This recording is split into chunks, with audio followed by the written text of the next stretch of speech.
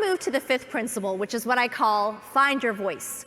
Now, what I mean here, it really goes back to what I shared earlier. This is the opportunity to reach anyone, anywhere, to reimagine how we bring in new staff, how we find new staff that may not need to be in office, but that can support our practices anywhere, really, beyond just our 10-mile radius.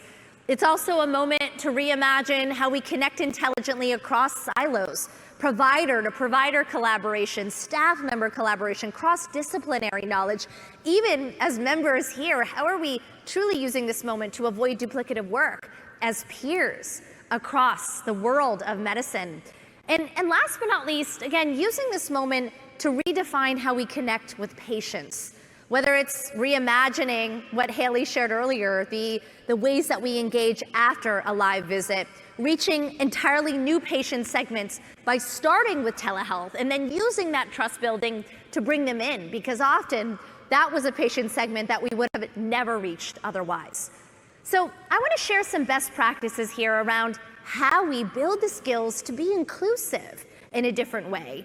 Here are some examples, even as we think about introverts and extroverts, and I would argue that this is just as important as we think about our staff, as it is in terms of how we connect with patients and build this skill with our providers.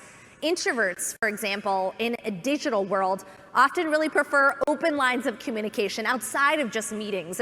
As a leader, making sure you say, if you have another idea, send it to me by Friday, and create that space can make or break whether you're creating that culture of innovation. Clear agendas, I think redefining pre-work has transformed how people become more intelligent in meetings. We had a lot of bad meetings pre-pandemic. Don't interrupt their speaking. In many ways, think like a TV show host, not an office host. Call on people to share, cut them off if they go too long. That's what we've had to learn to do in a digital world that actually will make us more effective in face-to-face meetings and even creating downtime. Extroverts need that airtime, so manage it. Use breakout rooms, use pre-meeting discussion moderators.